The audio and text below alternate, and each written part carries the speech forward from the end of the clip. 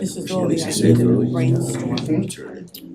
Then this is permits will apply. The amendment was decided on Because- Thursday. All the money. Supplies, vendors contacted, networking. So these are all They the waited till places. Thursday. Longest Every time tenured I write to All one, the I put public down meeting what I Delaware do. woman just You know what retired. they always Meet find. as a group. She was number 4 on the planet. Nothing to responded, close, that's one. And that's on that. Jen, At least You the know, high the day level. that I- actually figured No, things. not to me. Agro Eco wants to come. So she- Get started working here in the Community Street. Two more daughters of pilots. It's pretty cool. Yeah, so, But so we. Heather, you ready? I'm ready. All right, good evening, everybody. It is 6:01. Welcome to Select Board Meeting. It is Wednesday, May 27th, 2026. This meeting is called to order. If we could all please stand for the Pledge of Allegiance. Allegiance to the flag of the United States of America and to the republic for which it stands, one nation, under God, indivisible, with liberty and justice for all. Thank you. Could I get a motion to sign Treasury Warrant 2624 and Payroll 2624, please? So moved.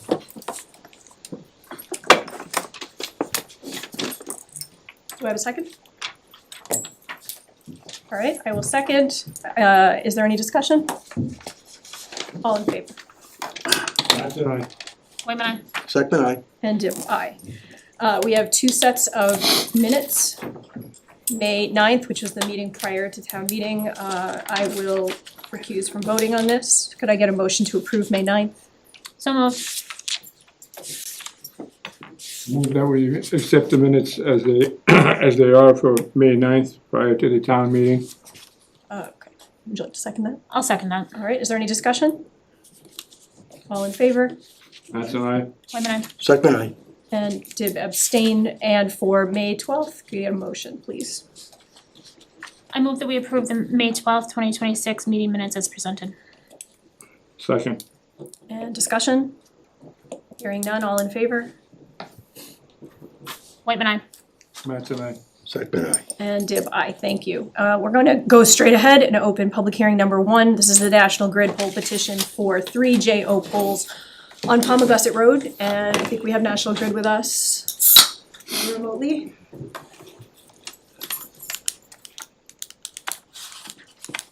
Well, this is Charlie from representing National Grid. Hi, Charlie, thank you for being here. Is there anything you need to tell us about this one on Palmagussit?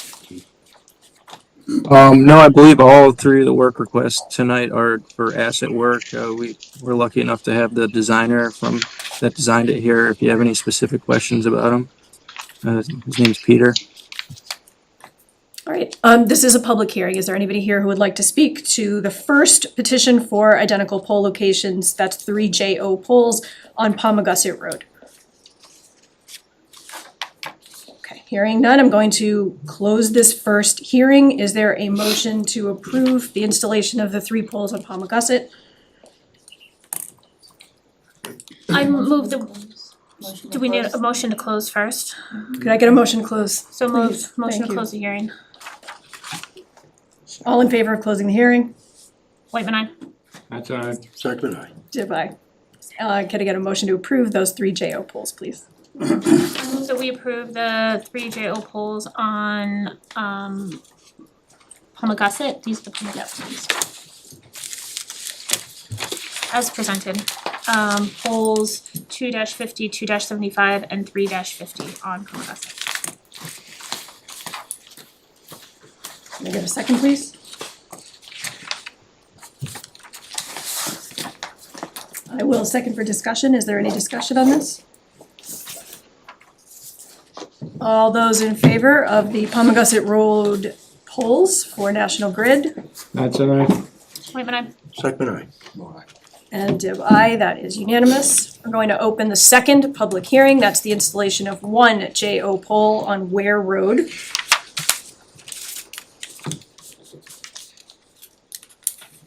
Charlie, it's all you. All right, yep, just one additional pole on Ware Road. Like I said before, if there's any specific questions about the design, we have the designer here that did it. His name's Peter. Although I think he might be having some connection issues, but I'll do my best to interpret his sketch if there is any specific questions. Thank you.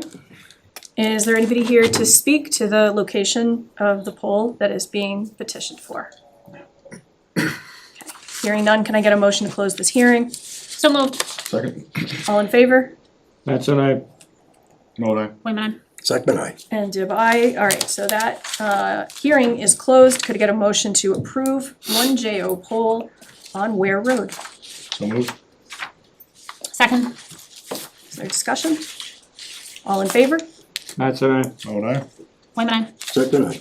Great. And we're on to the third. Now we have the installation, public hearing is now open for installation of 3JO poles on Main Street.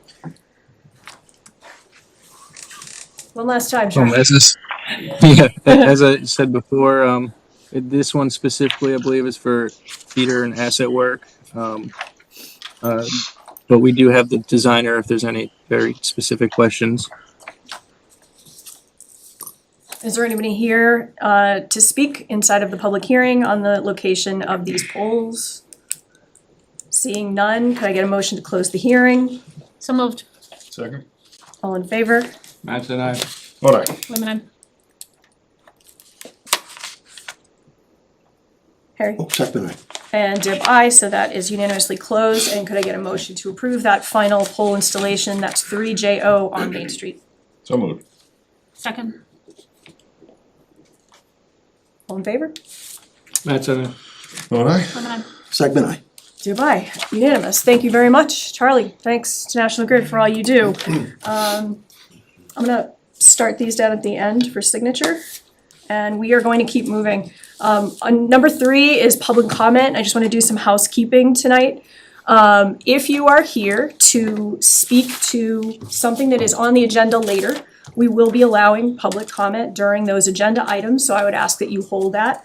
I would also note that we have added correspondence back onto the agenda as well. If something is addressed to the select board as a whole, that item is considered correspondence when it is received in whatever format it is received, and you will see those items at the bottom of our agenda moving forward. Typically, it would just be a wave of reading of those at the end. In this case, there might be items that are again coming up on a very specific numbered item on this agenda. We would ask that you would hold your comments for that item number. I will start public comment with 2 things. I just would like to thank our American Legion Post 310 for, as usual, putting up our flags for Memorial Day, for coordinating the entire Memorial Day events, which were, a lot of communities canceled due to rain, and Rutland did not, and that went on. So just, again, thanks to the American Legion. I also want to express our sincere condolences to the town of Sterling and to the family of firefighter paramedic Jim Emerton, who passed away recently on the line of duty due to occupational cancer. The services are Saturday. If you are going to be in the area of Sterling, definitely take a look. I think it will be very busy then. Are there any members of the board that have anything for public comment? if I may. I would just like to echo your thanks for the American Legion for the Memorial Day parade and for public safety. Their presence was really acknowledged and noticed throughout the Monday as well. So thank you. And thank you, Mr. Canargioli, for the Civil War monument update. It looks beautiful. I didn't realize, is that marble that it's underneath there? I didn't realize what a stunning structure that monument is. So thank you for coordinating all of that. It looks beautiful, and it was very timely that it was done in time for Memorial Day. So thank you. Anybody else from the board? And is there anybody from the public, again, something public comment that is not related to an item already on the agenda? Come on. Or you can stay where you are. I actually don't know what the format is these days. Lou Carniccioli, 18 Blueberry Lane. I have a few things. Number one, getting back to the Civil War, the outfit that came and did the job did an outstanding job, extremely professional. The cost was very surprisingly not all that bad. It was taken care of privately, so the town doesn't have to worry about any expenditures. And I would highly recommend them if you're looking for an outside outfit to do any cleaning in our town. They are outstanding. I have their name and their phone number. I'm more than happy to give it to you. Update on the bandstand. As we talked about before, there was a miscommunication so that while I was in Florida, we never got the school to deal with the stuff. So supposedly we're on the agenda for September, although I haven't actually spoken to anybody yet. Bay Path must have their own signals down there because it's tough getting through to anybody there, so I may have to take a ride over there. But yesterday, I met with a local contractor here in town, an electrician, highly recommended by my former neighbor and friend, Mr. Sinkowitz, Mark Sinkowitz. And I met with the gentleman over at the bandstand. As I told you, reported, I believe, in the past, the material to wire the bandstand with plugs and lights, we are getting at no cost.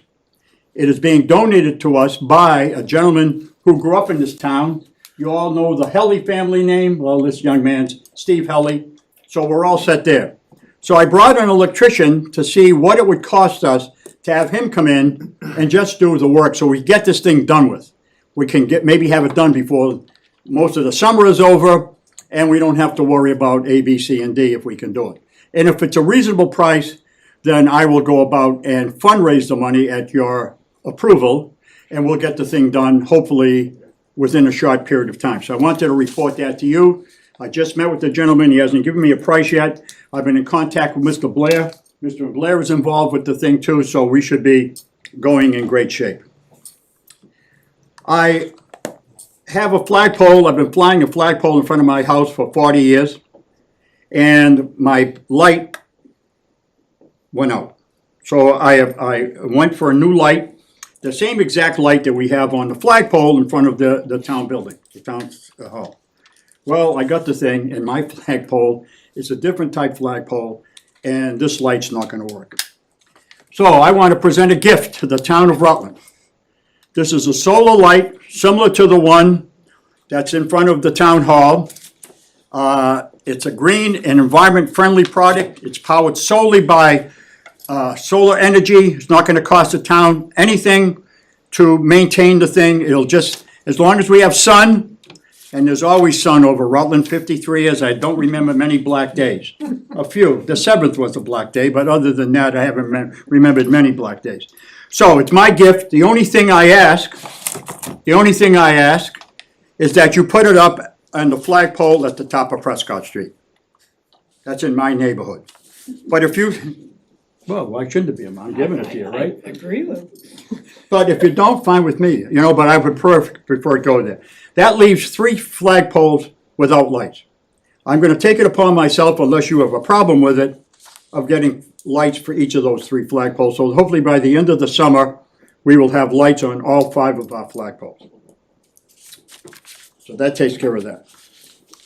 Okay, bandstand, lights. I would like to commend Chairperson Dibb for the very intelligent and very accurate and very sound document that she wrote, that I read on social media, trying to bring people through the process of town meetings, what a board has to do, how budgets are formed. Extremely informative, extremely updated to anybody who took the time to read it.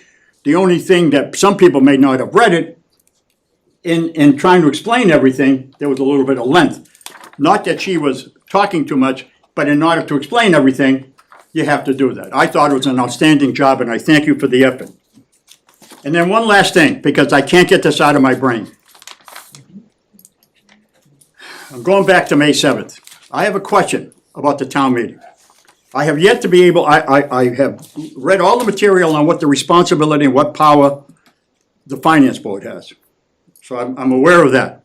I refreshed myself. Some stuff I learned, I didn't know. And I was a selectman for 9 years, so, you don't know everything. But I've been told, but I have yet to be able to zero it down. So maybe you can tell me. Is it a MGL law, a Mass General law, that a school committee budget that is presented from the superintendent's office by the school committee and presented to the member towns, that budget has to be voted on at the town meeting, and it cannot be amended. I have some people tell me yes, other people say no, and other people say I don't understand. And I've scoured through stuff. So, we have a high-powered law firm from Boston. So I assume they know what they were talking about. So can anybody answer that question? Is it MGL, a state law that says when the budget comes from the school committee, that budget has to be voted on at the town hall, cannot be amended? It's a little bit gray. That's not the answer you want, but it's a little bit gray. Once before, at least once before, and I think you and I were both there that night, we presented immediately the number that was not voted on by the school committee. Ultimately, that number passed, and the town managed to get through that. And I think it was a very, excuse me, it was a very thin tightrope that we were walking. This time, at this particular meeting, you saw a budget contingent, and so we failed it because the ballot failed. I'm still, if I may follow up on that, and I promise to take just another hour. I didn't think that was that funny. Sorry, well, I've known you a while. I know. Did I have you as a class? No, no, you did You not. lucked out. I You learned lucked out. brevity, You not lucked being out. in your You lucked class. out. Anyway, I'm still very upset over what took place that night. I had just come back from Florida, and shame on me for not being on top of stuff, but I found out since that the Board of Selectmen, the Finance Board, and I want to know if this is true, the Finance Board came forward and wanted to have the selectmen join them in amending the school budget to make it contingent upon the override. I understand the Board of Selectmen said no. So on Thursday night, 2 nights before the town meeting, the Finance Board met again and decided that they were gonna place an amendment. And it's questionable whether that amendment, as Chairperson Dibb said, it's a gray area. It's questionable whether this is legal. I'm wondering if we looked into it legally, I may just go and do that myself if the town's not doing it, all right?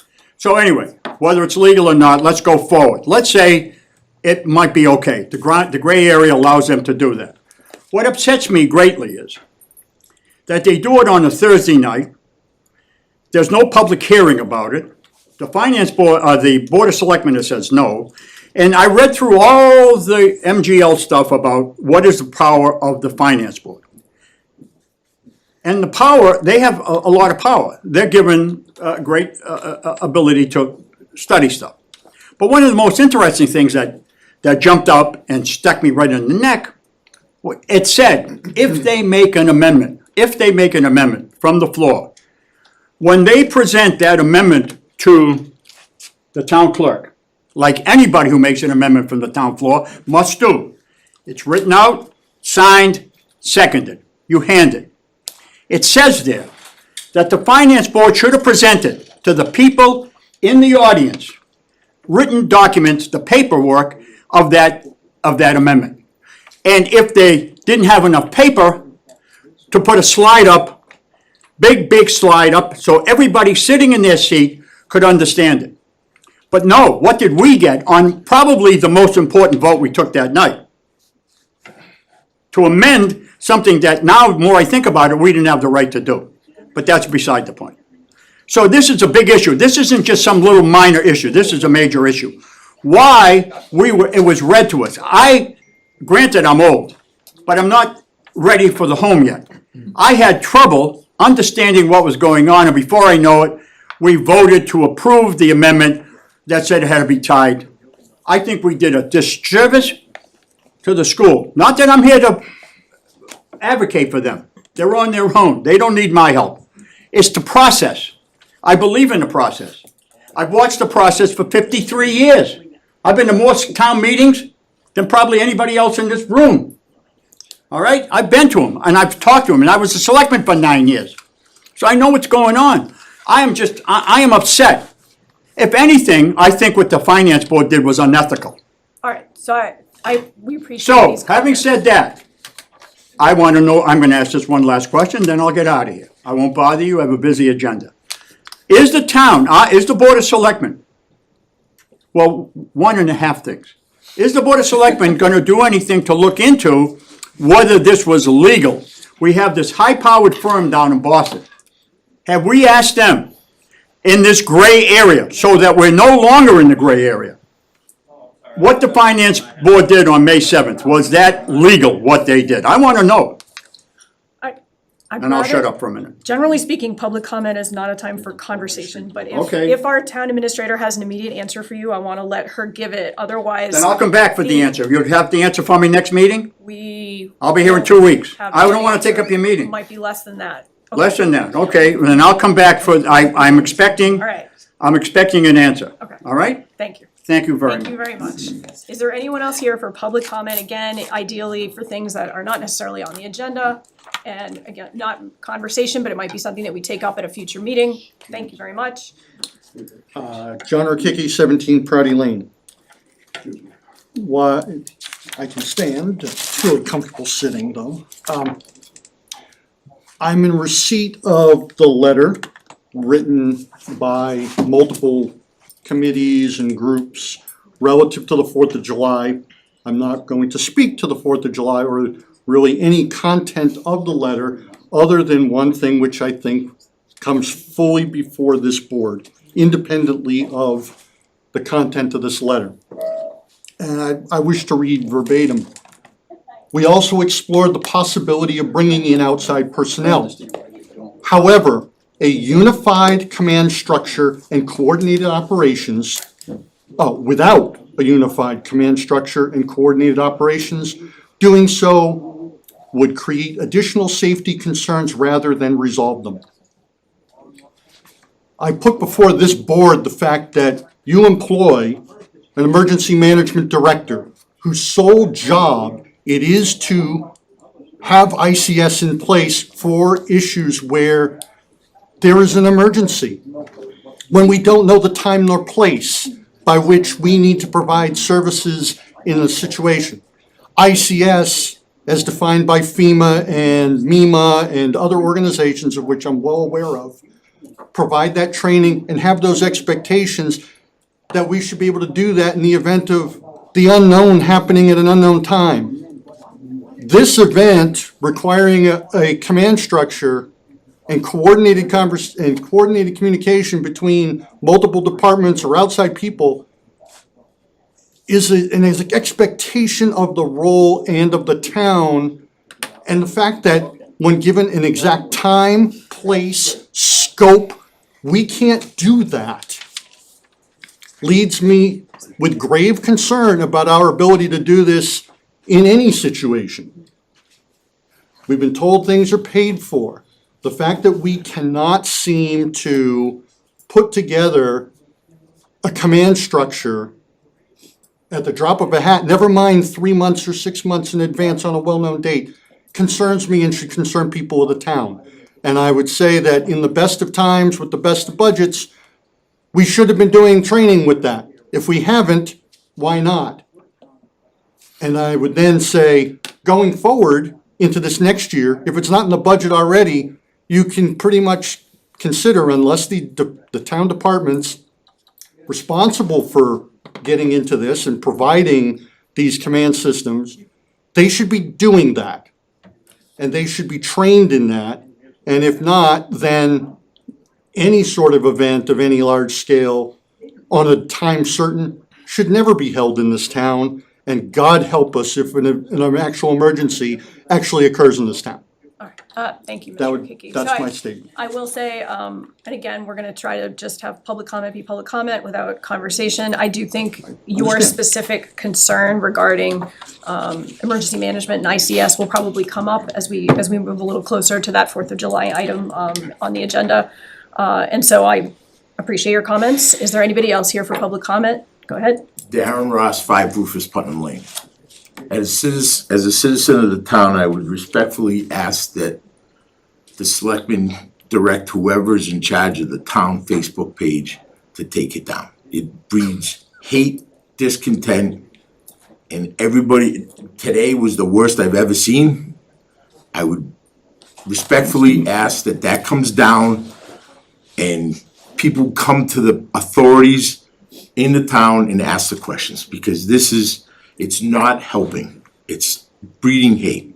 Thank you. I think we're gonna all have to take a good long look at our communications processes across the board, Thank you. right? Coming out of this meeting, Mr. Pennacchioli walked out, but he wasn't wrong, so we will go ahead and do that. Thank you. Is there anybody else here for public comment?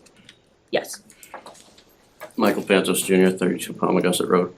I would like to voice, aside from recent developments, my disgust in the lack of care for the United States flag on town property over the past 2 years. I have brought this up repeatedly about having very torn and tattered flags flying on town property. It is very disrespectful to our nation and to our veterans. I would like to thank our police chief for his prompt response in seeing that a flag that was unfit for flying be taken down in a timely manner. However, I am absolutely disappointed in the town for their lack of care for our nation's flag. Thank you. Thank you. Is there anybody else here for public comment? All right, thank you very much. We're gonna move on to appointments and resignations. Under number 4, we have a letter of interest from Christine Drolet. You have that in your packet, to be considered as a member of the events committee. I do think there's somebody here from the events committee. I don't know if you're here to speak on that. And I see Christine.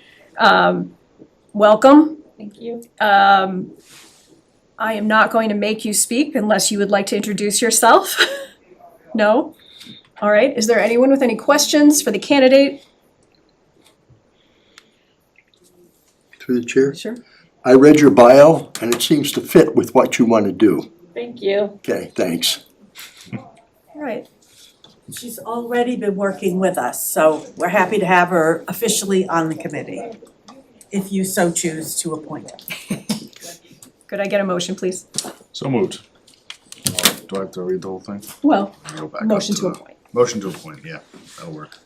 All right, so that's a motion to Second. appoint Christine Drolet to the events committee, and that has been seconded. Is there any discussion on the appointment, on the motion?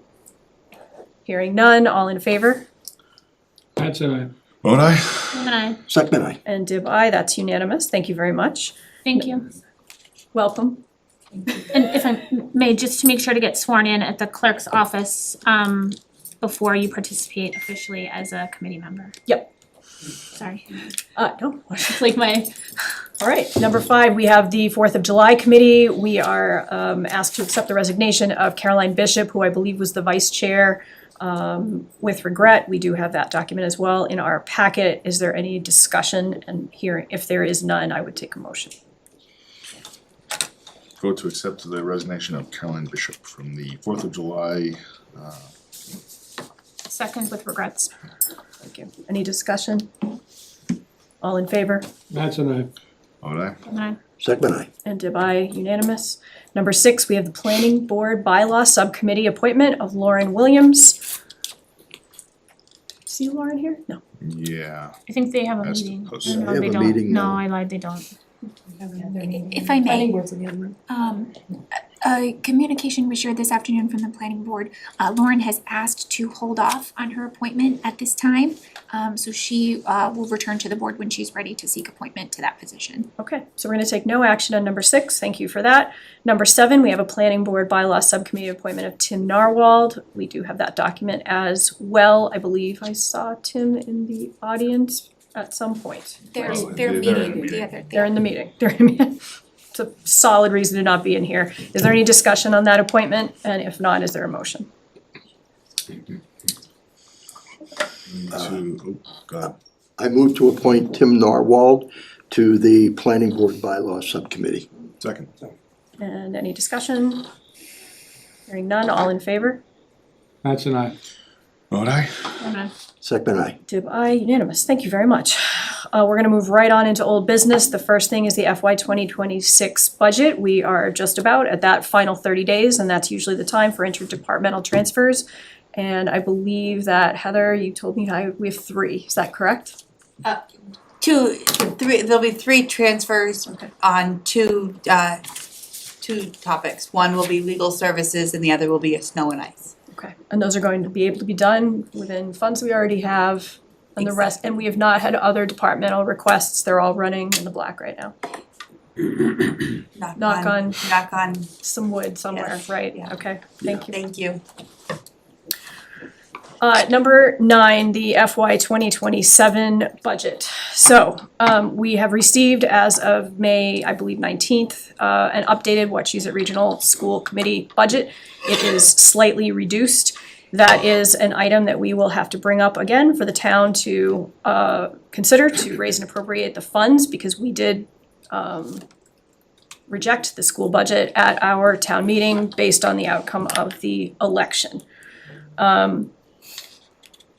We have a secondary item that goes along with this. So I'm gonna actually start to take things a little bit out of order. So I'm going to put a pin in the FY 2027 budget discussion, and we're gonna move on to a couple things and get them out of the way, and then we're gonna come back.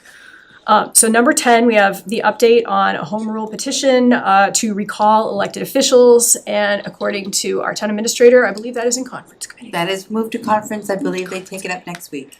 All right, and as I noted, going a little bit more out of order, I am jumping to our other home rule petition. It's something that I had brought up a little while ago too. We have received a request formally from the owners of Rutland Marketplace for the petition of an additional full liquor license, and we will be moving forward on the steps for that. Which will involve going to town meeting and seeing if the town is amenable to requesting of the legislature an additional liquor license. This is something that multiple communities have taken on. It is definitely takes some time because you're working in conjunction with the legislative session. We are hopeful that maybe we will get it on this legislative session, and we will keep everybody posted. Is there anything else? Just for consideration, should there be a special town meeting called, we'd like to consider placing that article on the warrant. I spoke with Representative Ferguson's office this afternoon, and they are still in session through December 31st. So there's an opportunity for it to move forward this year, as opposed to waiting for the new cycle to begin January 1st. Thank you. And I have a question on that. I think it's great. I mean, I know the marketplace has been asking for this, and I didn't realize I had been asking if there was a way to do it. I didn't realize that we could do it through home rule petition, so thank you, Sheila, for bringing that up. Is it specific to the marketplace? Would that license be specific to the marketplace? It wouldn't just increase our overall, more for the public. That was my understanding, that it's specific to the entity. Yes, the special legislation would be specific to the Rutland Marketplace. Okay. And only impact that license and that license only. Thank you. All right, again, just in the efforts of trying to get a few things out of the way, and then we're gonna kind of move on to that big ticket item. Under new business number 11, we have a Girl Scout Gold Award. So this is the equivalent of the Eagle Scout level for the Boy Scouts. And we have a letter here that the town administrator wrote for us to extend our congratulations to one of our residents, Emily Ryan, who has recently achieved the Girl Scout Gold Award. That's the highest award in Girl Scouting, and I would take a motion to sign the letter. So moved. Second. And is there any discussion? All in favor? That's an aye. Vote aye. Whitman, I with congratulations. And Divine, thank you. So that's unanimous, so pass that around to be signed.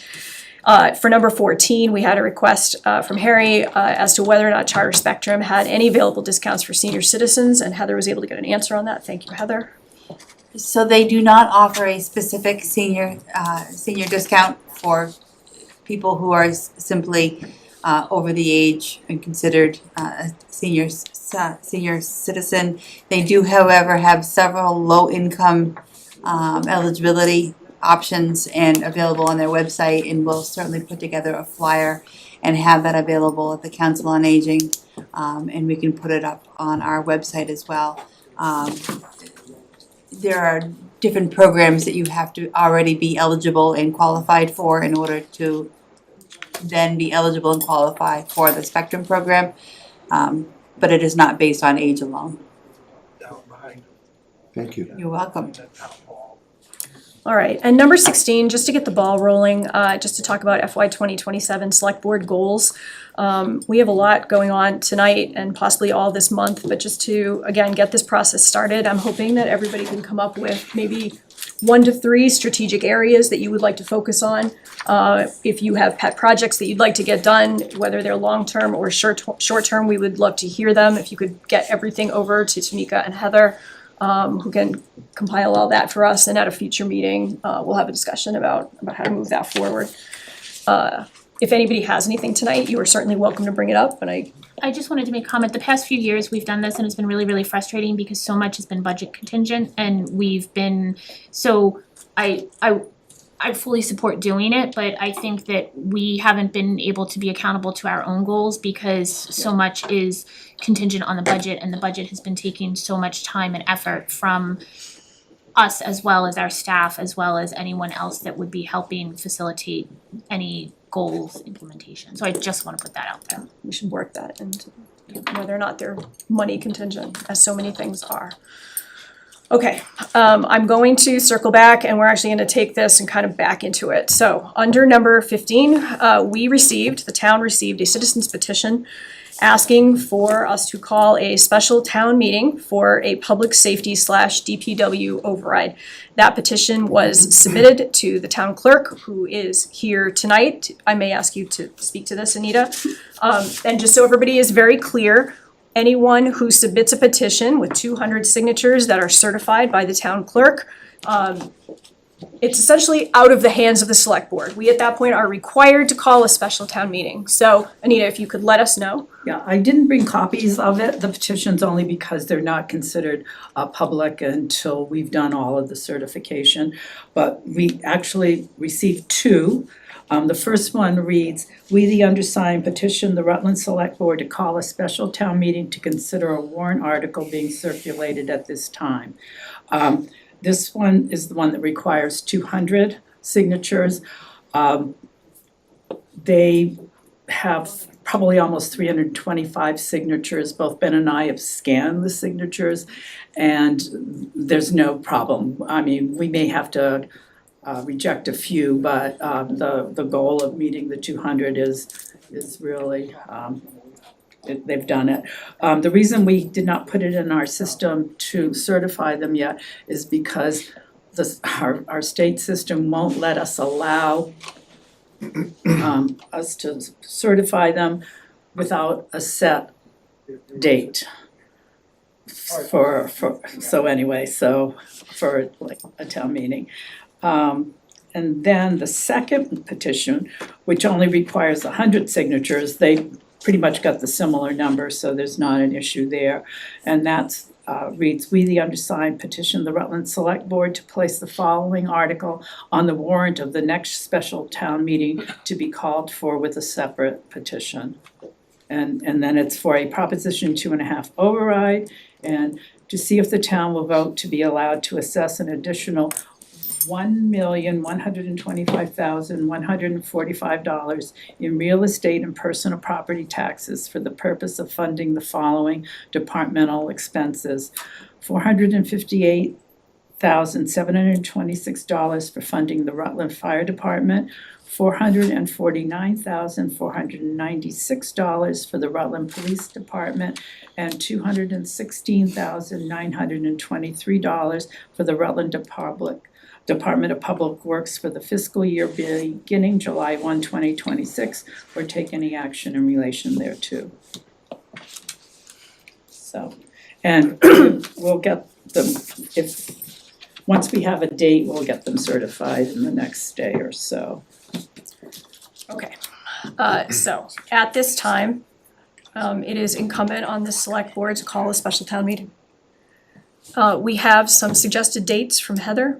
Most of those are backing in, so we have a window that we can have. We need no less than 14 days, so it has to be posted, and that's as fast as we could possibly have it. And because it was petitioned, it needs to be held within 45 days, so that is our required window. Because we also have what we just heard, which is a brand new Wachusett Regional School Committee number that has been presented, we also need to act on that. And that needs to be acted on quickly as well. I think the deadline for that was 30 days. July 3rd. July 3rd. Which would be your deadline to act on that. Okay.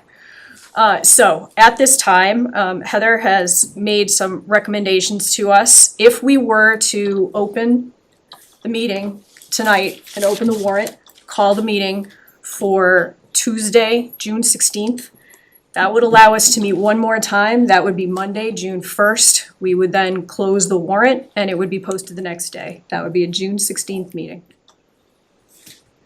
And we should probably talk about this. Can I? Yes. I have a medical procedure that I could schedule because it's not, but it's a colonoscopy, so it takes like 2 days. But if you can't find another date, I'll postpone that. Oh my gosh. Happily.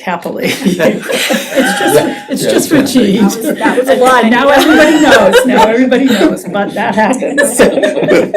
Life happens. I should have mentioned it before, sorry. The 17th. I think I would say It's a that based Tuesday. on other items we need to discuss tonight, being proactive about this and taking care of it sooner rather than later is probably in our best interests across the board.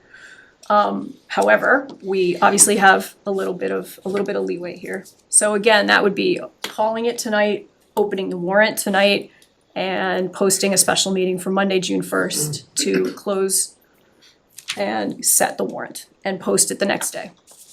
I will not be available on June 1st. Okay. And are we confident that there's going to be a facility available that we can hold based on all of these dates? Because I know oftentimes that's one of the, and I assume that the turnout for this meeting is going to be at least, I would expect at least what our annual was, which was high, for Rutland. And so I would think that in the past when we've done the library or even Naquag, because it's been smaller, more traditional turnout, but I anticipate this would be a much higher volume turnout. So I can't honestly say at this time that I know for sure that Glenwood would say yes or no. I can say that at that point, their concert season will be over and they will be in the last 2 weeks of school.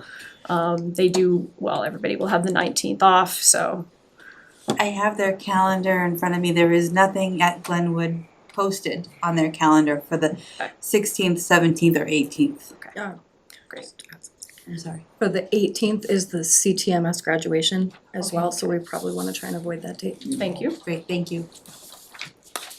So the 16th or the 17th would be available, and I also see that the following week is pretty open as well, that beginning the 22nd to the 25th. All right, so again, if we open this, if we set this meeting tonight and open this warrant, that will address the petition that we have received, and we will be able to ourselves place an article to reconsider the school budget on it.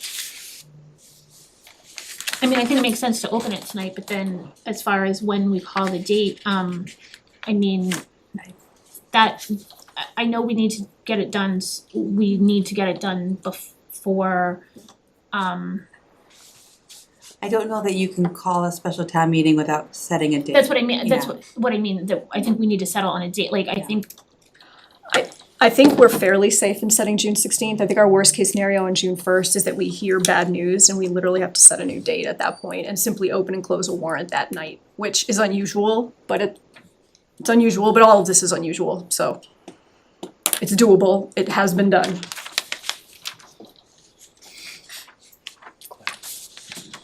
What do you think? June 16th. I'm just looking at all my calendars, sorry.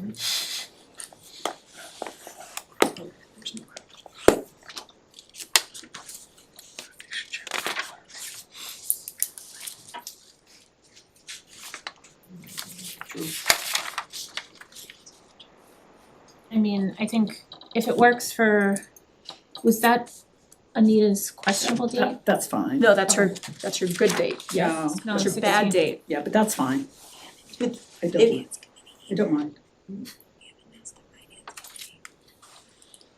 Yeah, it's a Tuesday, I think. Tuesday is the 16th. Yeah, it's Tuesday the 16th. And that, I don't have a problem.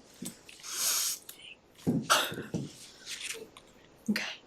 I'll drive you when you reschedule. No? I'll drive My you. doctor's easy. We'll have to confer with the finance committee as well and make sure that they're available to meet prior to. Mhm. And the moderator, And the moderator. that's the most important one. Yep. you This want me to is- ask him right now? Sure. Through the chair. Yeah. If I'm not, we are pushing June 13th because of Wachusett's 16th. budget, which takes effect July 1st, 16th, but yes. right? Well, So- partly, but there are other reasons. I know, but one of them is Yeah. we gotta pass the Wachusett budget. Well, We need to address. We have to do Wachusett's something, budgets. yeah. So did you say that they were reducing their budget? Wachusett was gonna reduce it? They have reduced it by approximately $555,000, of which Rutland's share of that is about $135,000. And that's the That new was in- budget that's here? It is reflected in the Article 2 that you have in the draft warrant. That is what is reflected there. Okay. Natalie, did I come close on those numbers?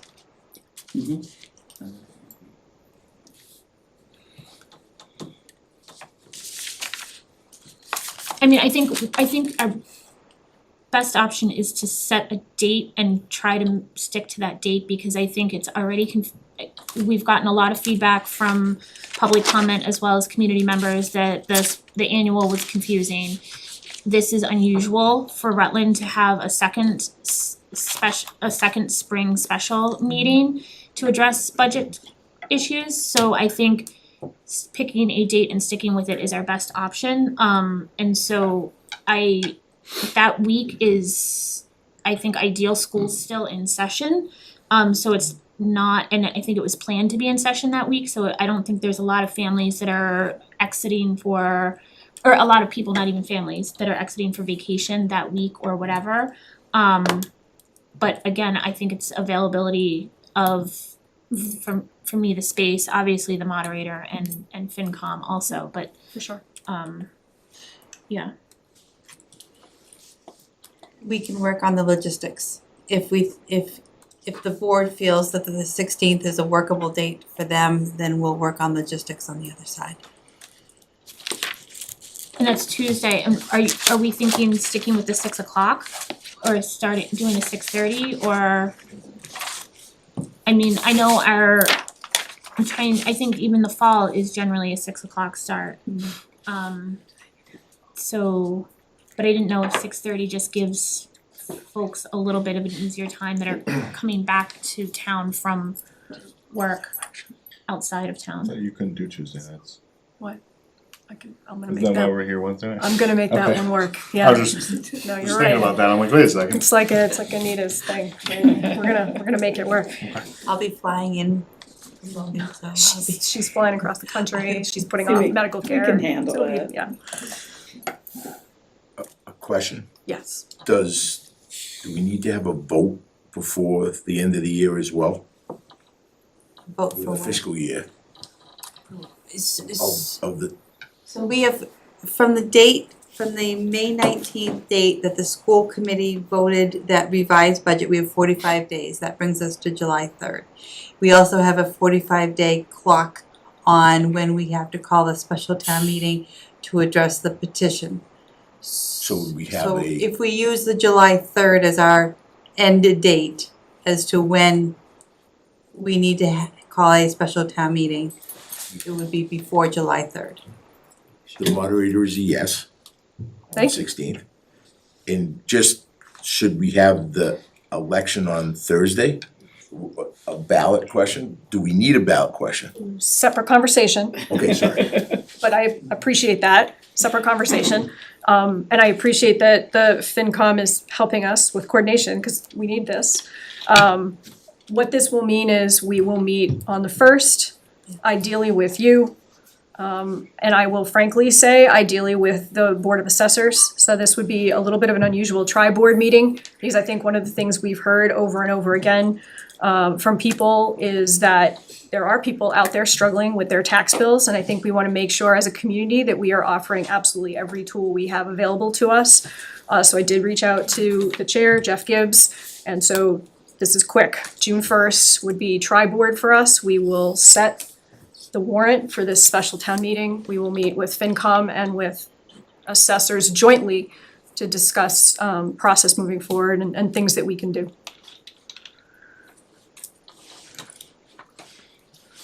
We then have an already scheduled meeting on June 8th. That'll be a regular business meeting for us, and we'll be buttoning anything up to get ready.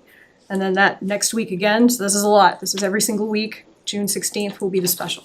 Do we have enough time? Do we need a week? We're good with next Monday from tonight for the finance committee? We would have to post tomorrow. Okay, that's fine. We all have to post tomorrow. We're all gonna post. All right,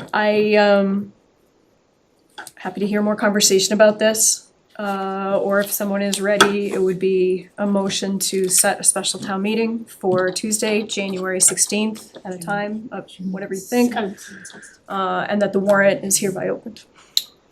So moved. I would just put in, I mean, I think conversation 6 or 6:30, I almost say just keep it at 6 because that's what consistently expect, but I am open to conversation on that. I'm one that comes from work and it's tough for me to get to 6, but if I know I need to, I do, so. Right. I agree with you, Lee. I think it's been such a consistent pattern that some people may not be there at 6:30 or 6 if we reach schedule at 6:30. So if you put 6 o'clock, then I'll second your motion. Is there any discussion on the motion? Okay. I think you said January Did instead I? of June. June. Seconded. I wanted it to be January. No, apologize. That's okay, I just wanna make sure June it's all set, 16th. like you're voting on the right date. Thank you very much. June 16th. All right, so June 16th, 6 p.m. Amended. Amended, my Thank you. All in favor? That's not, No, Wait a minute, Second I. Goodbye. All right, so unanimous. We have set a special town meeting. The warrant is now open, but it's not going to be open long. It's going to be open until the 1st, when we will meet to close the warrant. Now, we have the petitioned article, which we will be able to place. It will, as usual, as a resident petitioned article comes, it will go on as it was written with no changes, no edits, and no legal review. But we are now free to add our own articles to that warrant. We'll do that obviously on Monday.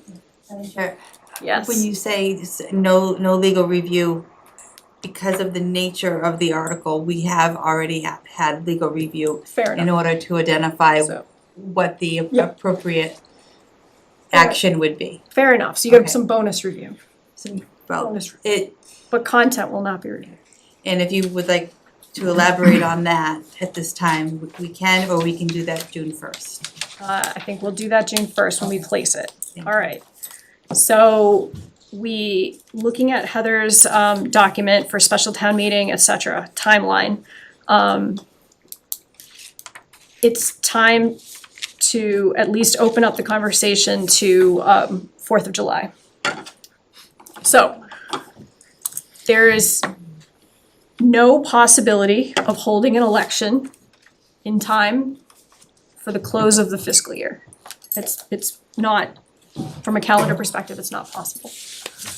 We do have other options that we could take. They are unusual and they will require a lot of things to go right. I think where we should start, because I did put you off, is there anyone here to speak to 4th of July? Yes.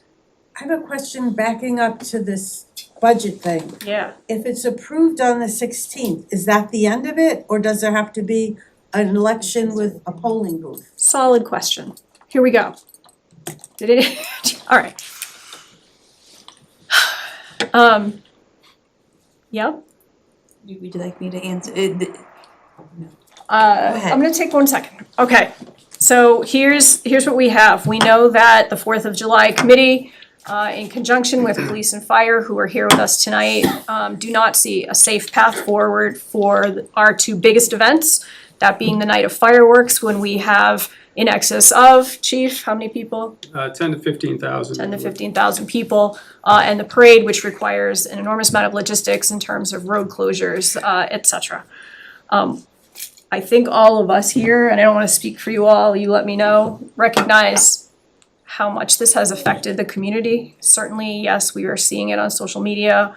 Our offices have gotten really inappropriate phone calls today. And so for anyone out there who is angry and upset, we understand.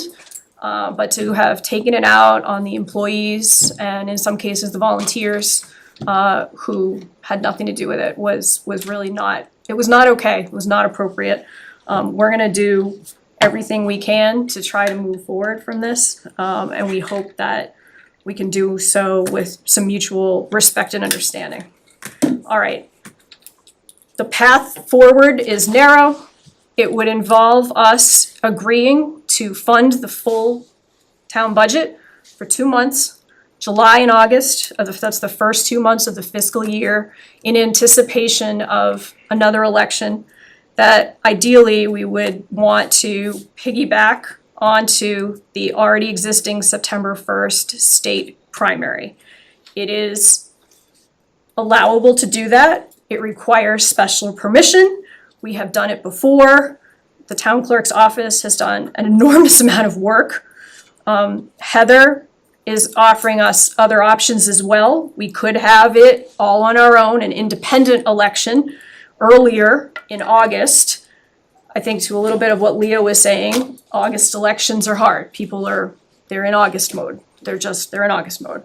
But the September election will bring with it an enormous amount of complexity for the town clerk's office, which we need to recognize. It would allow us to, at least temporarily, not lay off anybody while we try again. It might allow us to bring back some of 4th of July, but that's up to that committee who are meeting tonight. And I think we all know what they've been going through. They work so hard. It's, here's what it will require. It would require us starting this special, putting an article onto the special to fund this, getting people at the special who think it's a good idea, and then pass it, and then moving forward into a September ballot to try again with a probably reduced number or whatever the board decides. And I want to clarify that by saying that the petition that we received talked about an election. You cannot petition an election, only the select board can set an election. So here we are tonight, a lot to do. This works in 4th of July, this works in FY27, this works in the school budget, it's all here. Is there anyone here who would like to speak to 4th of July specifically? No. Okay. Can I piggyback with just on Yeah. how that would be funded? Can you explain how that would be funded and what that leaves us? Because I think, if I understand correctly, that's my biggest concern, is it's essentially utilizing all of free cash. We wouldn't have any remaining enough remaining free cash to cover a snow and ice deficit that we've had the past few years, as well as any other unnecessary things if an override budget were to, an override ballot were to fail. And so that is I don't want the public to think we have all this money that we're sitting on. Nope. It's essentially, we have that free cash that we use because and the reduced budget that was passed at the spring, at the annual town meeting, kept snow and ice significantly underfunded. The override budget was going to increase it some, not to the level that we have historically been using the past couple years. We have seen increased expenses across the board because the cost of everything is going up. And as tightly as we budgeted, we budgeted so tightly for the budget that passed, the non-override budget. My concern is that we are not going to have funds to meet our obligations should an override fail again. And at the cost of, as much as I love the 4th of July and I want the 4th of July and it's the 250th and that's Rutland, I'm really struggling with that aspect when there's no guarantee that an override ballot question would pass. And so that's maybe we let the town decide, but I think creates a lot of turmoil still for our employees, because then it extends their Unknown. they're unknown for, and the ones that have already received their notices may have already accepted positions or in the process of accepting positions elsewhere. So there's still no guarantee that we would still have the public safety staff here to perform the work as well as the other. Yeah, this is a Hail Mary, and Doug Flutie was before my time, but this is a Hail Mary for sure. Chief, did you have a comment? Yes, through the chair. I just want to clarify, is this extending the budget into FY '27? Is this to ensure continuity of operations and save staff? Or is this to save the 4th of July party? I can't speak for everyone. Okay. I personally would say that being able to possibly bring back a piece of 4th of July is a bonus. For me, this is about saving a department that you have worked a decade to build. And I can only speak for myself there. And I can say for me, I wanna see it as saving the departments that you and the fire chief and all the department heads have been working so hard for over the past, to Sheila's point, decade or longer. My concern is that when we're placing all of our eggs in that, we need the override to pass, and the sentiment throughout town doesn't seem to be very pro override at all, right now anyway. I fear that that we're going to be in this exact same situation come August 30th or September 30th, I guess. And I think that that's unfair to the departments and creates that turmoil also. I would love to see and have an immense confidence that we're going to get through this, because it breaks my heart to see what's happening to town and to the departments that I think our department heads have worked so hard for over the past number of years. And so it breaks my heart. I'm trying still to understand the process. So after June 16th in this Hail Mary, there would not be an election till September? Right, we would be temporarily funding FY '27 using free cash. And can that happen given Yes, the votes that already happened? yes. We still have free cash, which Heather was good enough to go through, because, I go back a while, some of the people up here go back a while, Heather has access to a lot of good information. We should have a better conversation about free cash, and I think at the last meeting when we reorged, I think Darren, you were making statements about free cash. The situation that we are all in right now is not ideal. That said, Rutland has the idea that we have this free cash and we're here about to get to June is actually a little bit unusual for us. If you go back to the early 2000s, and we had years where we were in the negative. That means we over budgeted and over thought that we would get more money in than we did. And we were literally in the negative for free cash because we thought we would get more revenues than we did. One year we got $82,000. I remember that year. You probably remember that year. We were so happy to have $82,000. We would go into those years, into the fall town meeting, and have to spend almost every penny because it was desperate and we needed to spend that money on projects that were desperate. It is a fairly new phenomenon that we fall into the spring still carrying free cash. It's the sign of a healthier town, and we were on the right track. But of course, we're not alone in this. We've been seeing potential overrides pass and fail all over the state this year, and everybody's in a really tough position. So I agree with Leah. Thinking about using even more of our certified 2025 free cash, it's not ideal. You would never want to do it. And yet, we're sitting in a community where a lot of people are dipping into their savings right now. In some cases, it's to pay for their oil bill or for whatever. And so if we don't at least contemplate using our savings, which is essentially what that is, it's essentially saying that we were conservative in budgeting our estimated revenues and we got more, hooray, here's that money. what do we use it for? Do we save it for a rainy day, or do we have a rainy day in front of us? And it's always a conversation, and honestly, I don't know that there's a wrong answer. This is a tough one. This is all gonna be a tough one. Do you have a value, Darren Ross, 5 Roofers Putnam, a value of number that you're thinking of? Yes. Could that come out? Do it, yep. So if you take the $1.778 million that the town side deficit was, right? That what you read as your motion, that we needed to make contingent upon the override. And you divide that by 12, which is, essentially putting us into a 1/12 budget. It's about 148, it's not about, it's exactly 148,201. Multiply that by the number of months that you want to fund. In this case, we're talking about 2 months. 296,404. Based on the available free cash going into going into the May 9th town meeting, you had $1,035,160. We spent $49,360 on snow and ice.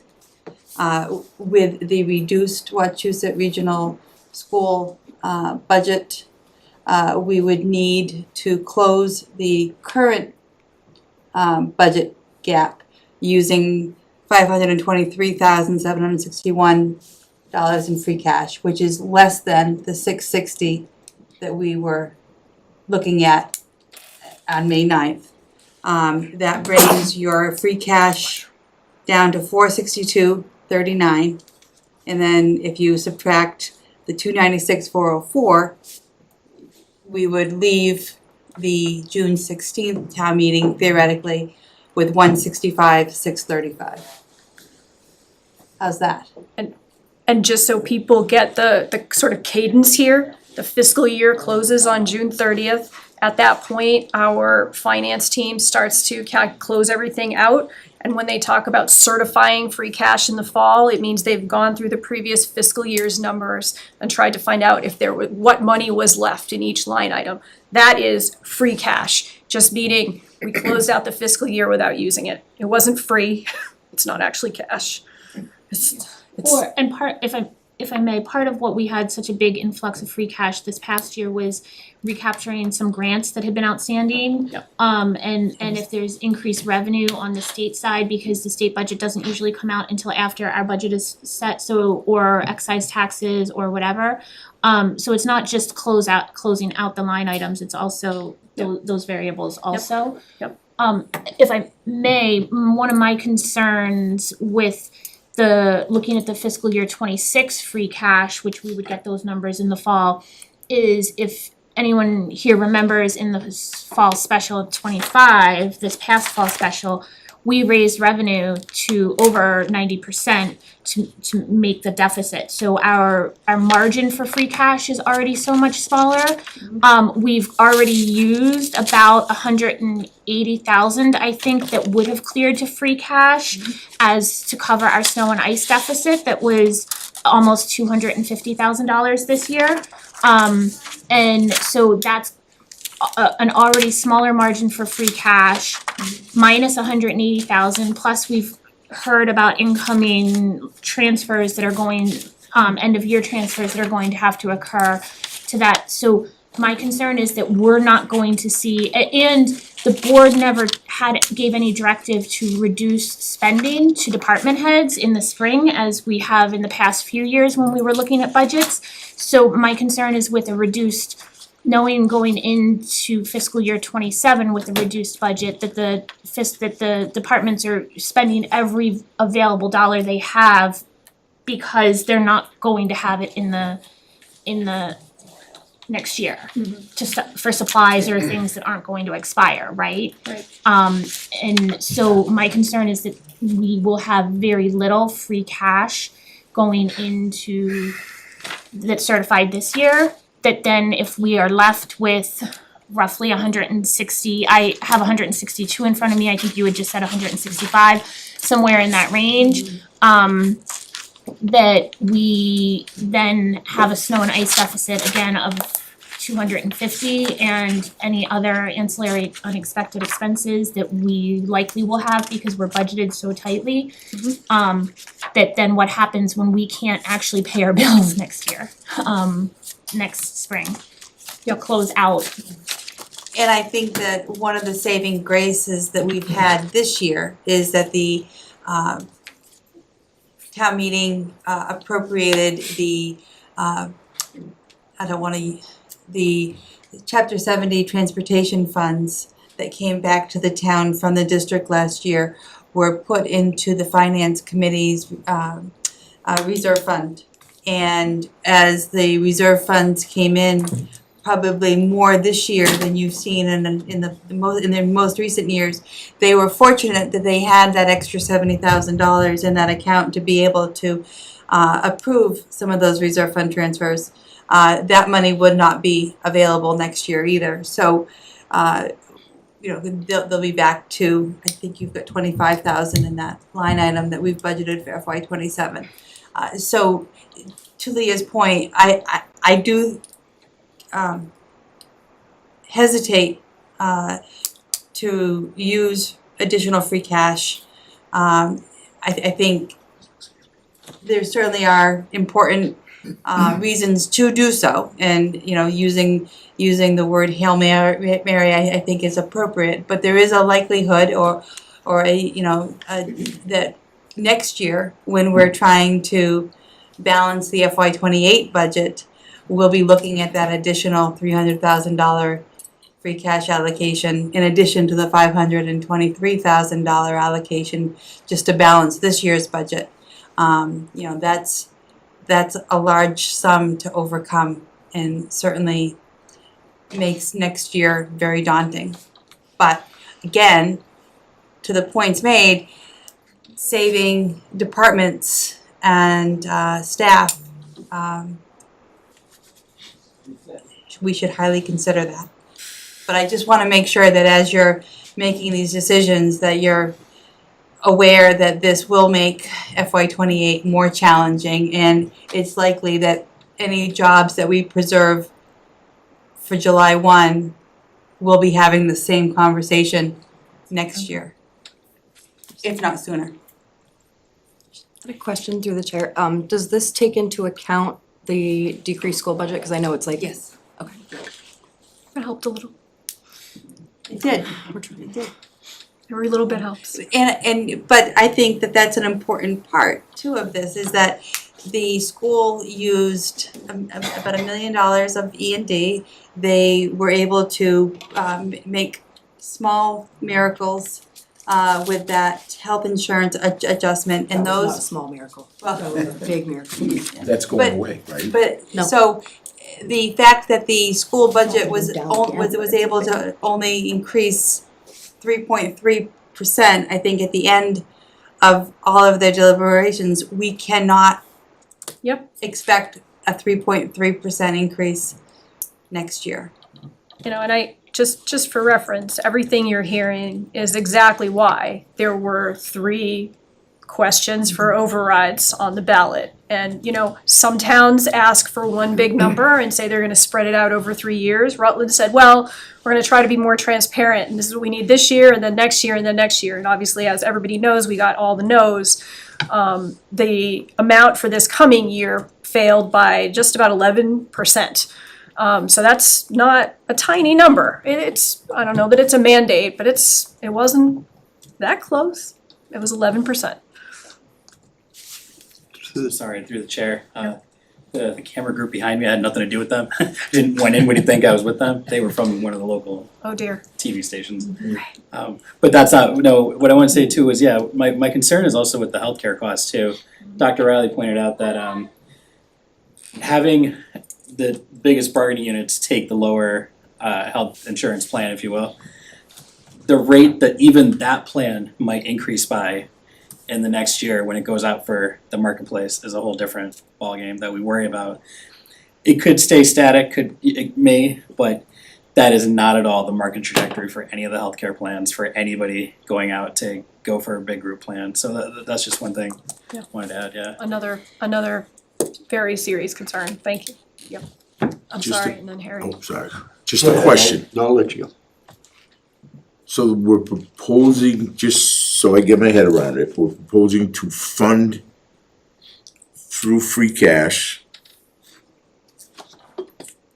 the budget 2 months. until a 1/12 budget until the date of the election. Yeah,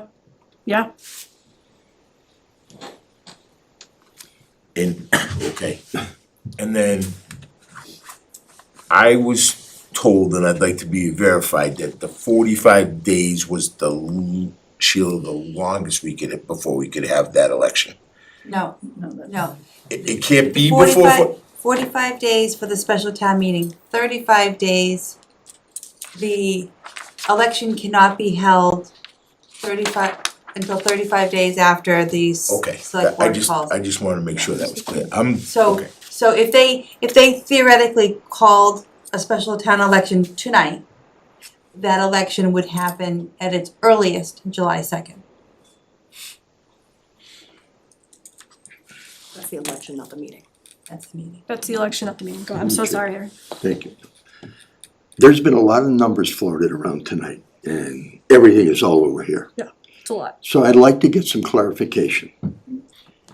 We have two petitioners for money, and it sounds like it's a petition for the whole year's amount of money that we need to preserve the fire, police, and DPW. Is that correct? Well, it's actually just one petition. The first petition would just have you call a special town meeting. And then the second one is the one that would fund the 3 departments for the entire year. Is there a number on that petition? Yes, they broke it out between all the departments. It was $458,726 to fund the fire department, $449,496 for the police department, and $216,923 for the Rutland Department of Public Works. I think what Sheila, her 1/12 would actually fund general government and culture and recreation and library, which the citizens petition does not. And now to Heather. If we fund 1/12 for 2 months, is that the same as our whole budget for those departments for the year, only dividing it up by 2/12? In other words, we take 1/12, we're gonna do that for 2 months. That's what we're gonna use free cash for, if you're explaining it. Does those 2 months times 6 now equal the whole year's budget for that department? It would be for all town departments, All, okay, not just public safety and public works. The number, $296,404 is 2 months of level service for all town departments, okay. Level fund, not level service, right? level service. It's what the override budget would have been. Right, it's the exact number that you had in Article 4. Yep. But only 2 months worth. It's Okay, so pretending the override had passed. what we're doing here is we have a petitioner who's requesting 8, 9, 10, roughly 1,200,000 to keep those departments solid for a year. Correct. Then we have a warrant article that we're proposing that will fund equal to the difference between the 3.2 million and the petitioner's 1 million if we get that. We're not double dipping here. We're not taking their petition if it passes and the warrant if it passes. No. Correct? So the petition asks for something that it can't entirely do, right? It cannot call an election, only we can call an election. If we go into the special town meeting with what we're suggesting tonight with our numbers, it would be my understanding that the petitioner would make a motion for no action at that point. Okay, And if I may, because of the wording of the petition, even if the petition were to be approved, it really is non-binding. And the reason that it's non-binding is that it in itself, it doesn't propose any new appropriation or funding transfers. It's simply reiterating that it would be contingent upon Proposition 2.5, which that was what Article 4 did already. So when we left the May 9th town meeting, we had essentially fully funded public safety, public works, and all the other town departments. It was where it failed at the ballot. So this petition article really can't vote. The town meeting cannot vote on a Proposition 2.5 override. So if there was approval of this petition article, it would be non-binding and more in spirit only, very similar to the original vote on May 9th. So there's, I guess what I'm trying to say is there's no way that you would legally leave that town meeting with both monies. with both amounts being approved. Only the transfer from free cash, because you're proposing a new funding source, as opposed to, which would be essentially a transfer from available funds, which in this case would be free cash, as opposed to approving something that would then be contingent upon another override. Okay, so forgetting the petitioner for a second, at the town meeting, we're gonna propose that we fund 2 months of police, fire, or 2 months of full town services for 2 months, and also propose that we have a warrant article for $3.2 million. Or are we No. That's what I thought you said. There wouldn't be anything on the special town meeting warrant about the election. What you're doing is, because you've already passed a budget that was contingent upon the override on May 9th. And so long as you hold a second, basically you're just, when you call a special town election, you're calling for a do-over. And so long as you do that before September 15th, it's permissible, based on your Article 4 from May 9th. The interim article that that we're talking about now is simply a stopgap of $300,000 from available funds, free cash, to buy us time to get to that next do-over election. Okay. So, It's a very large Band-Aid. so just so I understand, the money that you're proposing from cash is the 2 months equal to 12 months of a $3.2 million budget that we were hoping for in an override. Yes. Okay. Okay. So I think it would stand to reason that any amount that was brought forward for the ballot would be less than what, less than the $300,000 or the $296,000. Okay, I think I got it. Can you, just, I think it's an additive point to what you just, or what you're kind of saying is, can you clarify for me, but probably for people here too, and anyone who's listening afterwards, how we're getting to 2 months being $300,000 when the attempted override was 3.2 million, which does not divide? Because, so the $3 million included, or includes, your school assessments. Mhm. And you have already, you've already fully funded your Bay Path. And with the article proposed, Article 2 on your draft warrant, you would fully fund the school assessment. So the only thing that is not fully funded is the portion of the town service budget, 1.778, that would be contingent upon the override.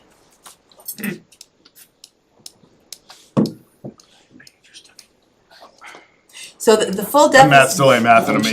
Yeah. I'm pretty good at, like, this is kind of what I do for a living, so I feel like if I don't get it, I'm kind of. And that's fair. struggling here. We can certainly put together some, some information that better demonstrates. So when we vote if you go back to your Article 4, Yep. the portion of that budget that failed was the $1.77 million. And then the school budget failed, right? And the school budget was, But the piece tied to the school budget for the override was like $600,000. So if you just take $600,000 from 3.2, I'm at you gotta remember 2.5. too, so we can really, if you really wanna get confusing. If you remember, when the school budget started at $18,838,000, right? They reduced it by $425,000. So we knew that for FY '27, that technical gap was reduced by that So that's the piece $425,000. that came in after we had already Right. placed After we had it. to We had already placed everything. We made the decision, policy-based, to move forward with the 3 million because we knew that that in FY '28, when the school budget rebounded from its lower position, Yep. we would need that full $3 million to fund Yep. FY '28's portion plus the $1.1 million. So we knew that full 3 million, and we also made the comment to voters that whatever was approved at town meeting would be the budget that we move forward with, and we would not raise and appropriate and tax people on that full $3 million until we needed to. Yep. So So the 3.2 is already down to 2.7 with the school initial 2.6, change. yeah, exactly. Okay, so that gets us to 2.7. Yeah. And then you add the $600,000 in free cash, and then the 1.7. I don't think the 1.6, well, okay, so you're saying What I think would 2.6 be helpful additionals. is if, Yeah. at your next meeting, I can bring you a slide that shows that math. Yeah. Um, What I'm afraid of, and I think I understand the math at this point, what I'm afraid of is that anyone who's like, wait, what Yeah. happened to the 3.2 that was needed? Now all of a sudden it's 1.7, why all of a sudden do we need less? We only asked for 3, we didn't ask for 3.2. The actual override was 3 million. It wasn't 3.2, but anyway, because we continued to reduce the budget, we took that Yeah. 230,000, from when we started the conversation, I gotcha.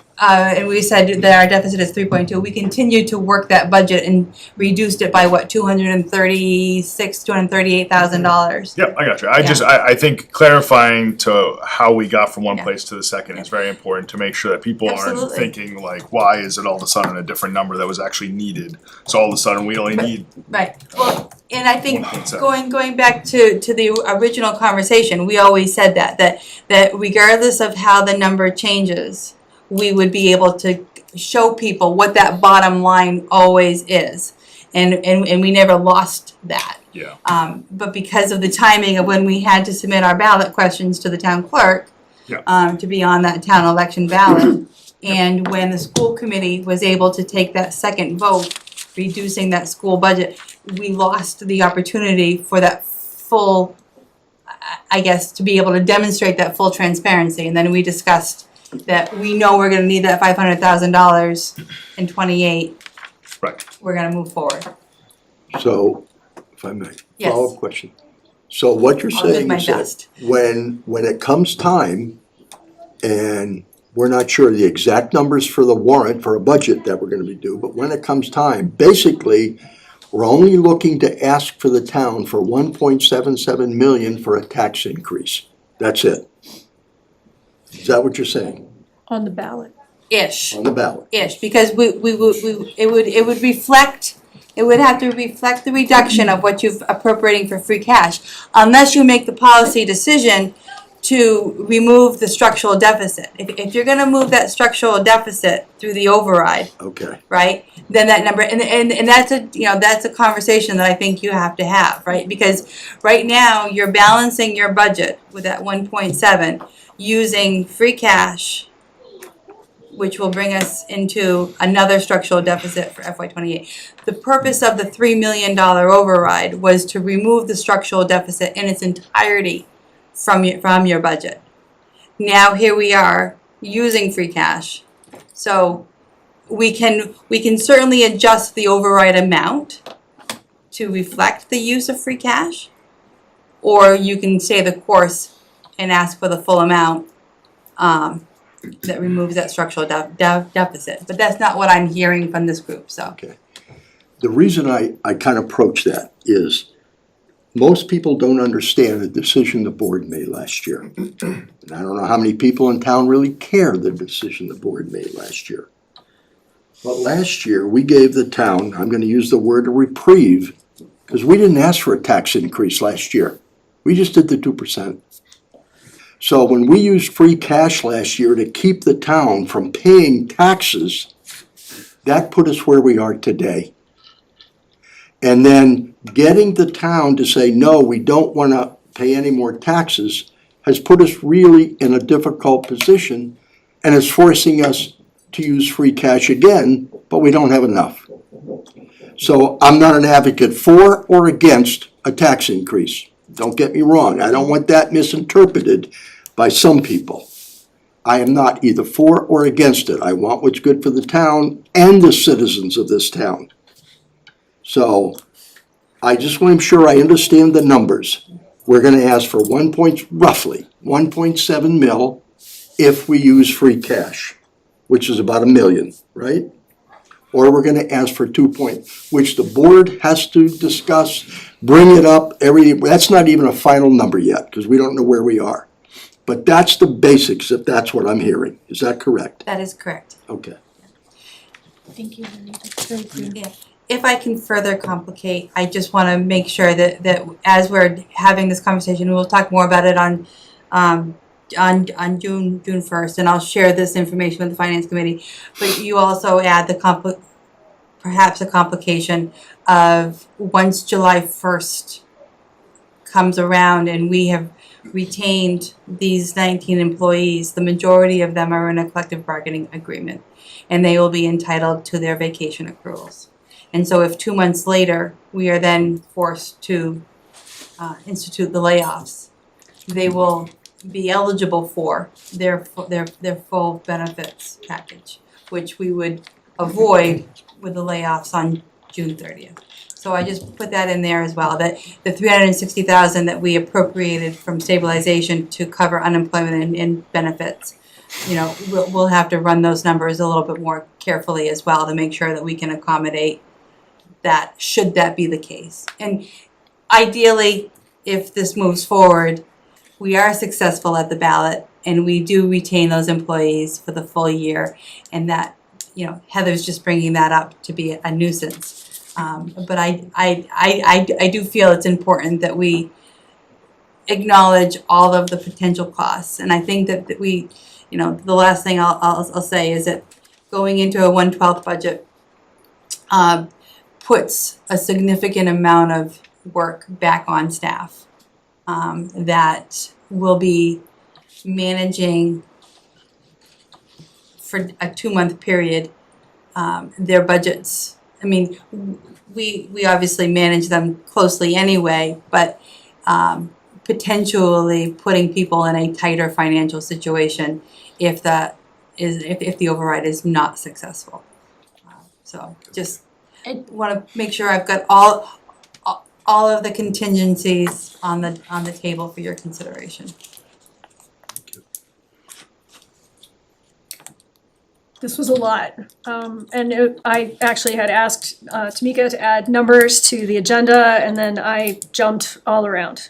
We have now covered the special town meeting, the election, how it affects 4th of July, and how it can affect the tax rate, and possible attempt at trying again for an override. We actually have covered everything that we have listed tonight under old, new, and other business with that discussion, which was a very complex discussion that involved lots of pieces. If anybody has any further questions about it, great.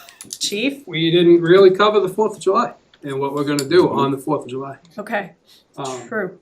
I mean, Darren just took my notes, but There we go. it's, we've been crucified all week. And we came here tonight to defend the very difficult recommendation we made. I mean, we didn't cancel it, but we did make the recommendation that because of public safety concerns and staffing concerns, that they consider canceling the fireworks and the parade. My staff, 4 full-time officers, 3 part-time officers, the 3 special officers, 5 firefighters, are all under the assumption that they do not have jobs on July 1st. So I don't know what this plan does. If this, I mean, this plan came up during the 4th of July agenda item, so it's very clearly looking like a 4th of July rescue mission, which, don't get me wrong, I love the 4th of July and I wanna save it, but I wanna save my employees more. And I just wanna point out that these details that they work, they are details. They are not mandatory. I cannot force them to work. This is not a public safety emergency, and I'm gonna get to the, to what you said too, eventually. I'd be glad to have that debate. There won't be a debate. It's not a public safety emergency and I can't force them to work it, okay? These are union employees, and one of the big points that I wanted to mention tonight was that somebody kept mentioning that we always bring in outside help, we always bring in outside help. We do not. We bring in the sheriff's office to man the command center that's staffed with 2 deputies.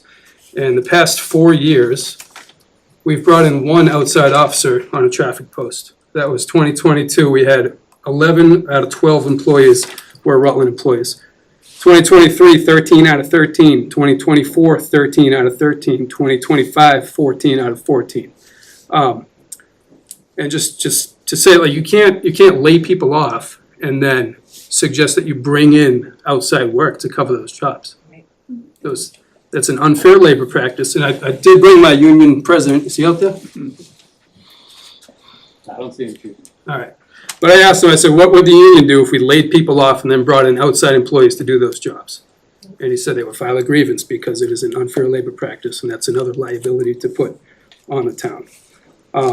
Just as far as staffing goes, we were looking at going from, like I said, we have 16 full-time, 3 part-time, 3 special officers. We'd have to lose all 3 specials, all 3 part-time, 4 full-time. That puts us down to 12. I just told you that we need 14 people to cover the event, and that doesn't count the 3 to 4 that are on duty at the time. Plus, it doesn't count for days off and doubles, and you can't work a triple. So it's just not feasible. And I'm just concerned that if you come up with this plan to extend the budget for 2 months, these guys are gonna recognize that with hopes that there's another override, but this town just proved that they do not support an override. So like, to ask these people to do this, only to go through it again. I've already had 2 people accept jobs at other police departments. So it's just, Mr. Rakiki, if there's a major incident tonight or an emergency, we can absolutely handle it, and we can put together the command structure. I think the spirit behind the comment in that letter was just the fact that it's easier to do with internal people than bringing in all sorts of outsiders. I just wanted to add, it was clearly communicated to the board at the time, as well as the 4th of July committee, in a letter dated, I believe, March 27th, from both chiefs raising their concerns that should the override fail, they had significant concerns with staffing. So this isn't because the override failed at the ballot on May 11th, this is a repercussion. It was clearly stated well before all of this in throughout the budget conversations that there were significant concerns from a staffing level from back in March. And so I just wanted to communicate that it shouldn't have been a surprise to anyone. It was there. And I just want to add too that it's just not right to lay your employees off and then invite other people to come in and do that job. It's just not fair to your staff. Like, not that the town did that, but there was a lot of public comment suggesting that that's what you should do. So. There first, and then you. Michelle Van Rate, Charnock Hill Road. I'm really concerned that by trying to do this, we're the crying wolf again. We've had 2 failed overrides. We keep failing overrides. And I agree with the chief that just extending it 2 months, it's like we're extending it for the party and not for the right reasons. people voted down, knowing that they were voted down the override, knowing that they were gonna cut police and firefighters and other employees in town. And to bring it back, I think there are other employees that are not just in firefighters, police, and what was the third one? Anita? DPW. I think there are other people that were affected and other budgets that were affected. And now we're gonna like pick and choose which jobs we're gonna save and not save. I think we're going down a wrong path. I think that this is we have to be careful. Mike Pantos, 32 Palmagussit Road. I would say, both on behalf of myself and a lot of town residents, I don't want my taxes to go up. I don't like voting for overrides. That being said, I think it's a noble pursuit what's being petitioned. And at the same time, I would like to say that I'm going just based off what was said here tonight. But if we're, failing an override, we're cutting each public safety, so let's say police and fire each by around $450,000. And yet the budget from the school committee, granted, I know there's mass general laws involved, but the revised budget from the school committee comes back at what, $125,000 less? And we just cut almost $1 million from our public safety. That's a huge insult, and people do not deserve that. Mr. Kick, and then, one and then two. You want him to go first? Sure. Okay. No, I was just gonna say Mike Deverick is 5 Stevens Way. I understand everything everything's being said right now. And let's be honest, the override did fail. And I don't think we can do, and I don't think it's fair to the police department to try to extend out a budget. They need to know. And to go ahead and spend free cash is not the way to go. We need that free cash because we don't know what's gonna happen next year. And I think if you look collectively, just across the board, I've talked to a lot of residents. They want public service. They knew what was gonna happen. You had a lot of public sessions explaining to people. Heather did a marvelous job. And even understanding people, and you've said to yourself, people are in a bad financial position. It's tough. I mean, look at West Brookfield that just denied or override. They're closing their only elementary school. And it's not because people don't care, they do. But when it comes to food and mortgage and everything else, they need to pay for it. I've had people crying to me and saying they were afraid to go against the override because they were told they're not gonna have anybody come to their house in case they need it. But they said, how am I supposed to feed my family? And that's a tough decision. So there's a lot of good discussions tonight. And I don't know where we're gonna go, and I don't know where all the answers are, and it's tough. It really is tough. And I wish I could come up with a solution for everybody. And there's a lot of remarkable discussions here, and there's no easy answers. And I think no matter which way we go, and I don't really feel confident in an override passing. People have said openly, knowing that what the cuts would be, they knew and they said, no is no. We said no. Why are people petitioning for more? And are we gonna get a chance, if it does pass, are we gonna get a chance to do another petition for an underride? I mean, where does it end? I guess is my only point. That's what I just wanna say. Thank you. John Rokicki, 17 Prouty Lane. I'm sorry I missed the conversation which tried to wrap everything to a neat bow because I was down the street at the 4th of July committee meeting, of which they are not entertaining any changes to what has been adopted. There will be no parade. There will be no fireworks. Fireworks contracts have been canceled. There's no way to resurrect those particular events. So if you're trying to do this out of the goodness of, if we can just, hold off till the 4th or the 6th and try to get people to stay on board, whether or not they will work or not, or how do you fund it, it's not going to happen. So, absent of you all folks get the grand opportunity of appointing a really large new 4th of July committee for next year, that you'll find out later. But, there is no appetite to modify this, and from the people there, they really felt that their hands were tied in having to get to where we are today. They are, it's unfortunate. Thank you all for your comments tonight. Obviously, excuse me, this has been very, very hard. Excuse me, I can just say, from my perspective, that one, and I know we're all hearing from lots of people, right? And everybody you talk to has a little bit of a different story. Certainly from my perspective, I'm hearing from people who maybe, for whatever reason, didn't necessarily fully understand what the ramifications were of what was happening. I am hearing from people who absolutely don't want to see their taxes go up, but. And then I am hearing from, and I have learned a lesson, that we have failed at things in the past, and sometimes, and all communities do this, you just sort of throw up your hands and say, we failed. And I would use Princeton right now as an example.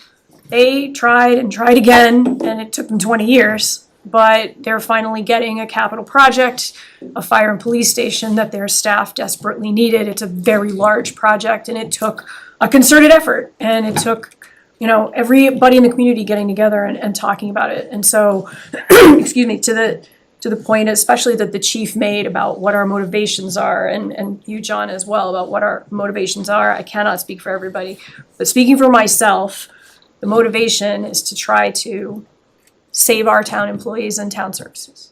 And if we can look at what happened in May and tweak it, because everybody, from what I saw at the top table, was in mostly agreement that this was needed. They weren't making it up. They weren't crying wolf. It was needed. And now we can see why. And at least from my perspective, to me, it feels like the wrong thing to do is to just let this go and not fight a little bit, because we have this opportunity. So I feel like we gotta try. If I may, I think for me, I am more comfortable having the override question, but and I hate to say this, but not bridging the gap with free cash, because I think that the timing is unfortunate. It continues to create turmoil in our departments. We know some staff is already leaving and going to continue to leave because there's no guarantee. So I would rather consider a second override vote to restore what we lost and restore what we lost, rather than have continuity and potentially delay these very, very hard and emotional things for 2 months over the summer, and put town at risk of not being able to pay bills at the end of the fiscal year. And so I think that that's where I'm coming from. I hate to say that, because I don't want to see anybody, I didn't want to have those conversations. I didn't want Heather and department heads to have those conversations coming out of the May 11th election. So so I don't want that to come across as insensitive, but I want it to be fair and not just prolong something that may be inevitable if it fails. All right, so this conversation about what this is gonna look like on the special town meeting, which has been opened, will be happening next Monday. We'll be posting for that. Was there somebody else that wanted to? Could I speak to the school reduced budget for just 1 second? Briefly, yeah. Yes. At the town meeting, the finance committee made a motion, not a amendment, for the contingency of the school budget based on the override. I know that this probably isn't popular with everybody in the room, but because of that, the override didn't fail because of that vote. But they gave us back $135,000.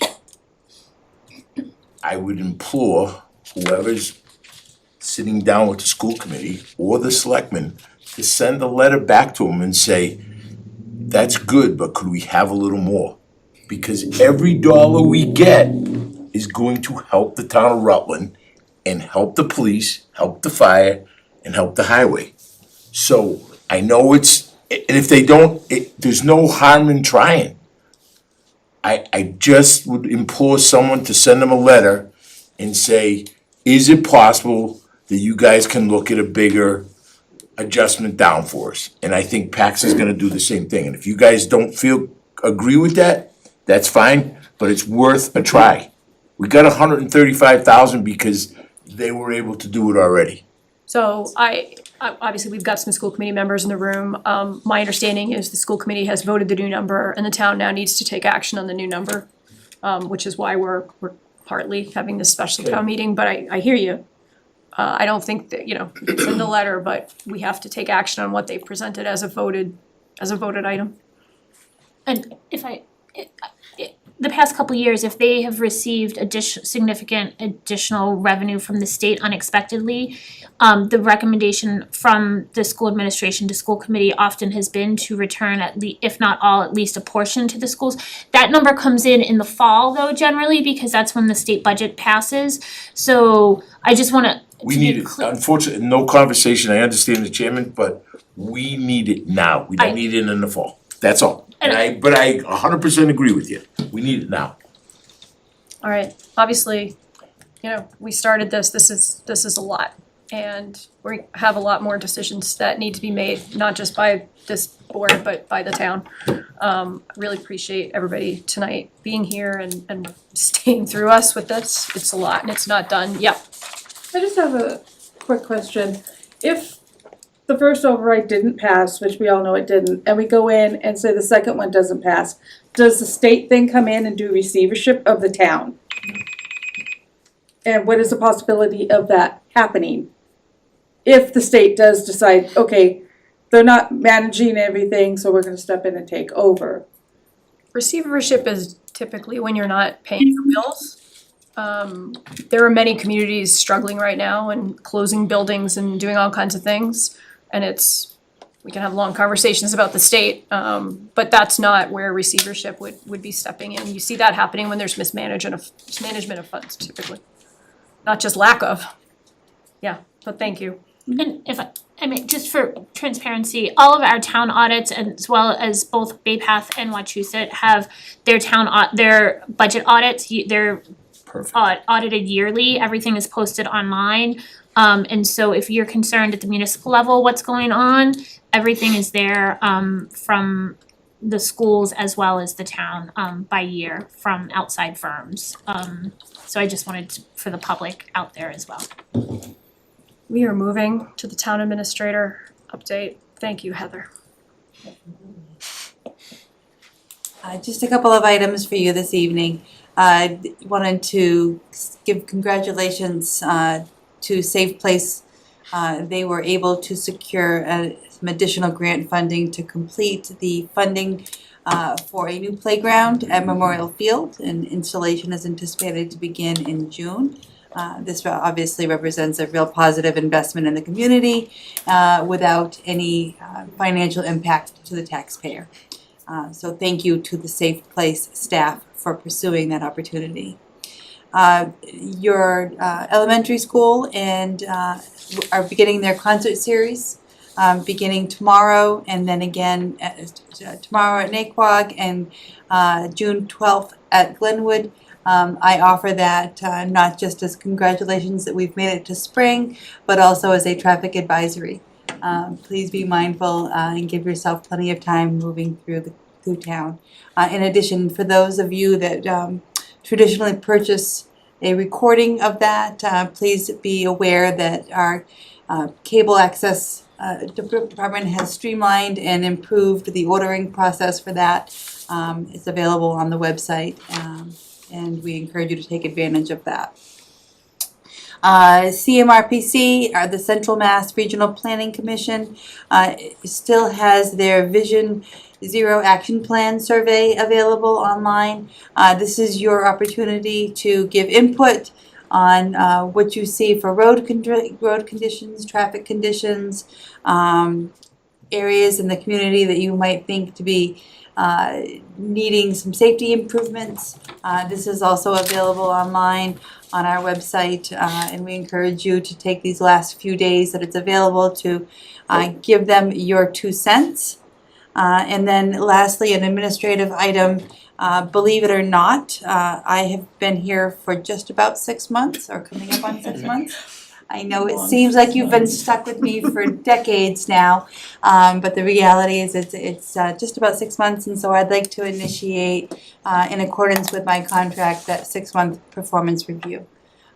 So if it's okay with the board, through the chair, I'll get those materials out to you, and we can set a date to address that. Thank you.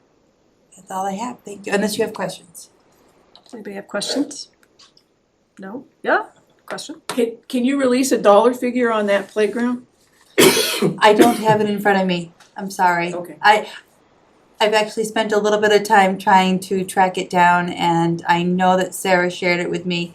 I just didn't put it anywhere safe, so. Okay, But we'll get it and we'll share that out. thank you. Yeah. Thank you.